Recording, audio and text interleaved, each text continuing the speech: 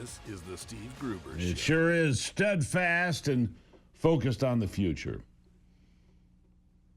We're steadfast and focused on the future. We've got a lot to cover here today as we continue forward in this conversation. Finally feeling like the darkness is lifting just a little bit so we can focus on what we're doing. Fighting for you from the foxhole of freedom every single day. Who do you want in your foxhole with you? That's the question we ask every day. Here are three big things you need to know right now. Number one, a story of hope and redemption as scientists make significant discoveries near a biblical pool where Jesus healed a blind man. Seems appropriate, doesn't it? Number two, in the crackdown on crime, those on the left have been yelling about red states. Well, Donald Trump now ordering National Guard troops to Memphis, Tennessee, about as red as it gets. Except for the mayor, of course. So there. Put that in your pipe and smoke it. And number three today. You know what's wild? It's wild. There's a storm brewing out there, and there's this whole chunk of people, this progressive crowd, completely clueless about what's rolling in. Have no idea. They've got no idea how much the past week has shaken up millions of regular Americans. And I'm not talking about the chronically online Americans addicted to social media rage. I'm talking about the regular folks, the normal folks, suburban folks, city folks, small town people, busy people who don't normally get caught up in hot takes on Twitter or have Twitter battles or Facebook arguments. Don't care much about Instagram either. These are the normies, as they're called, the moderates, the backbone of the country, the folks that have too much work to do to waste time hiding behind a keyboard and pretending that they're important or protesting daily at some, new transgression that they're a victim of. These people actually are important. And right now they're livid. And don't forget, they vote. They vote. This is outpouring of support for Charlie Kirk in Beverly Hills, California. You heard me right, Beverly Hills. In the middle of the Lion's Den, people are waking up. Millions of these folks saw a young woman, someone who could have been their daughter, granddaughter, the girl next door, stabbed in the neck by a career criminal who'd been let out of jail more than a dozen times.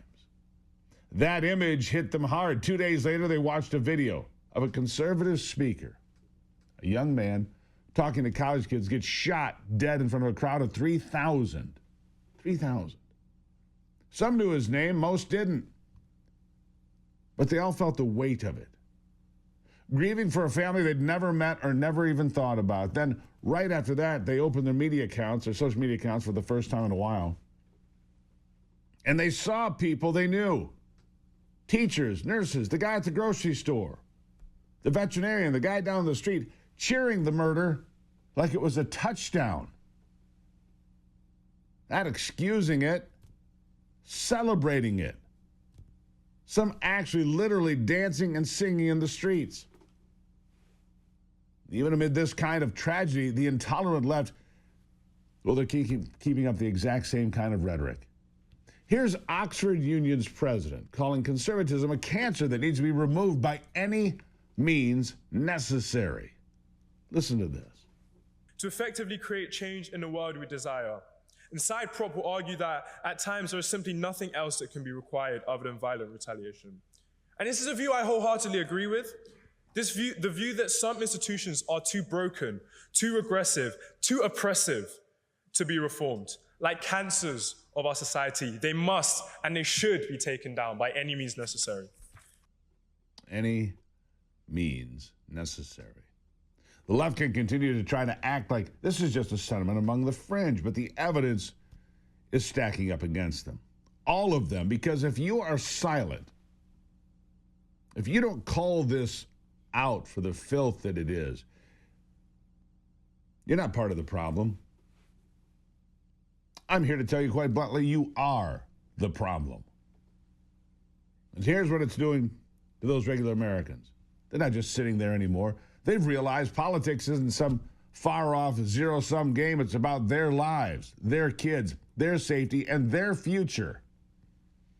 After seeing a young woman bleed out on a train and a father take a bullet in the throat, they're done being passive. They've seen enough.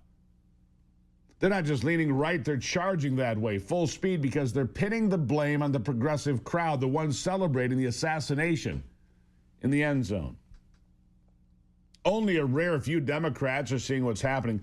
And again, I come back to this guy, Senator John Fetterman. He sees that his party has lost the argument. His words, and mine too for the past week or more, they have lost the argument. Listen. Never going to change my party, but clearly we've lost the argument, and right now I think it's entirely appropriate to really be honest and just figure out why exactly have we effectively lost 2 out of the last 3 cycles, and a lot of the things we've really kind of really lost our connection with American voters in ways. And I think we can't just be, well, Trump is always wrong, or that we're going to set the country on fire or whatever. That's just not true either, of course. But, you know, when I represent a state like Pennsylvania, that keeps you honest. And you always can't forget that a lot of Americans happen to disagree with you. That does not mean that they are fascists or now they want to shred the Constitution. Wow. So I'm not a fascist or a Nazi or a white supremacist or a guy who wants to burn this sacred document known as the Constitution. When ordinary folks saw that stabbing, they didn't just see an unhinged criminal in a vacuum. They saw every lecture from some university bureaucrat or human resources trainer about reimagining justice, about letting violent offenders walk free for the sake of fairness. They think about their friend who's a cop, the one who quit because he was sick of being called a bigot and spit on. Or the one that grumbles about watching criminals skate because some activist district attorney paid for by George Soros won't file charges. They're starting to see the progressive line on crime for what it is. A dangerous gamble with their safety, their family's safety, and the future of this country.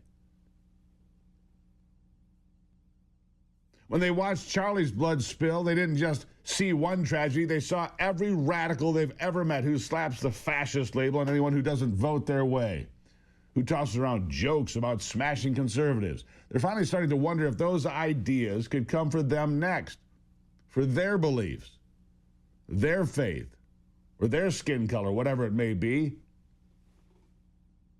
And understandably, it's got them rattled. The race baiting has to stop, but it won't. It won't because you got people like Don Lemon wandering the streets, and I'm going to get to him in a moment.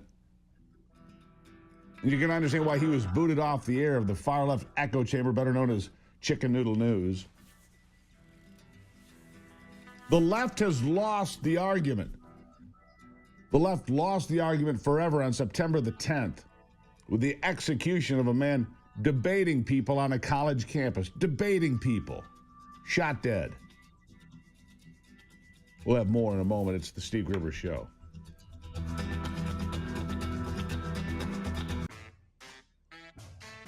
All right, so the race baiting has to stop, like I said. But it won't because people like Don Lemon continue to be race hustlers, which is all he ever was, showing exactly why he was booted off one of the most far-left echo chambers there is.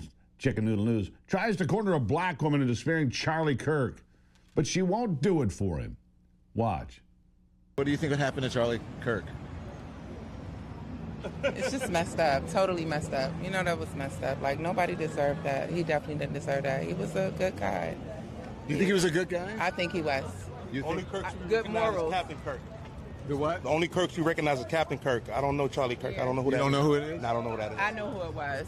Like, I only know about him when all of us have flaws. I can't really tell you what to believe in or how to feel. Like, everybody's having a human experience. Like, why knock him for having this human experience or what he believe in? Even though even though he says things that are anti-women, black, all that. I can't judge him for that.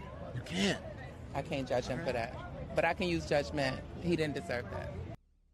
Yeah, he didn't deserve that. Sorry, Don Lemon, in all your hateful speech. Don is peddling the same garbage that got Charlie killed, claiming that he's anti-black or anti-woman when Charlie very clearly championed for for the well-being of all Americans, regardless of race, gender, sexual desire, or political affiliation. When Americans scroll through their feeds and see their neighbors, actual people they know, cheering a murder, they're disgusted, they're sick, and they should be. They're not talking about Republicans versus Democrats anymore. They're talking about good versus evil, about something darker in politics and beyond politics. Whether they're at church every Sunday or just show up for Christmas and Easter, they know no normal person celebrates a life being snuffed out, not of a 31-year-old father. And they're wondering why the progressive crowd hasn't reined in their own. It's what they actually want to see. Here is Oregon's head football coach getting real. This is what people really want to see and hear. Listen. You know, every day it seems like we deal with some sort of violence that's going on in our country, whether it's, you know, school kids in Colorado or kids in Minnesota at churches. I mean, life matters, you know, and I think we've lost sight of that. But I wish the world could learn a little bit of something from our locker room, because we got a bunch of people with differences, and what you got in there is a bunch of people that love there. And there's some people that'll be disappointed about how much I said about this, right? And there'll be some people that are disappointed that I didn't say enough, right? And I really don't care. Right? What I do care about is, if you disagree with me, if you hate me, if you don't like me, just know this: I love you. I absolutely love you, right? And life matters. And that's no way that Charlie should have experienced that. His family should experience that. There's no way that that evil should exist in this world, and we have to continue to identify it and point it out and make sure that it's absolutely evil. On the other side of that, there is the left's response: deflection, excuses, whataboutism, weak sauce, and of course some strange finger pointing at President Trump, another guy they tried to kill at least twice, maybe more. When a young woman dies, it's cherry-picked stats about lower crime rates, blah, blah, blah, that don't match what people see in their cities, where victims don't even bother calling the police anymore because nothing gets done anyway. When a young man is gunned down in front of college kids, it's very tired. What about this? What about that? January 6th. Some senator's dumb tweet or a random assault that doesn't compare. Even the killings in Minnesota don't compare. I'm sorry. I think that's terrible that happened. That was a personal vendetta against some guy, some deranged guy in Minnesota who hated Minnesota politicians. I never knew her name before she died. Did you? It doesn't make her life less important than Charlie's, but to compare those two incidents, not the same. She wasn't gunned down in front of 3,000 people. Gun laws doesn't explain a knife attack or killing with the most popular hunting rifle in America, a 30-06. And when their own people cheer the bloodshed, the bloodlust, it's just a few bad apples. Or whining about cancel culture when folks demand accountability for glorifying murder. It's flimsy, it's obvious, and regular people are not buying it. Again, they have lost the argument. DNI Director Tulsi Gabbard made the point so clearly during remarks to honor Charlie.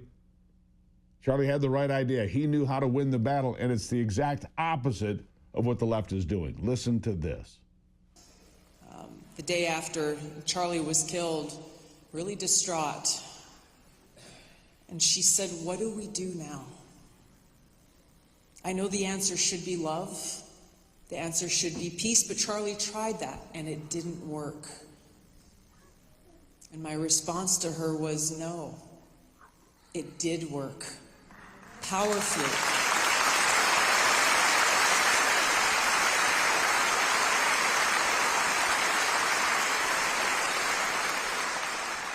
And that's why they killed him. We look at the movement that Charlie inspired around the world: love, truth, freedom, turning to God in good times and hard times, not asking God what he will do for us, but as Charlie said, quote, "I am far more interested in what God wants from me than what I want from God." That's what he said. I'm far more interested in what God wants from me than what I want from God. The left might not believe it. But the truth is, the progressive crowd's blind spot has cost them millions of regular Americans. They're never coming back. Millions of voters are never coming back. They've lost the argument. These folks are now wide awake, furious, ready to fight for a world where this kind of violence just doesn't happen. If the progressives want any chance of staying relevant, they had better start calling out their own extremists and showing they understand what's at stake, because the normies are done.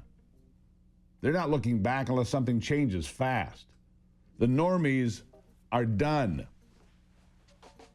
The left lost the argument forever on the 10th of September, especially when you turn on your social media and you see people dancing on the grave of Charlie Kirk, celebrating it.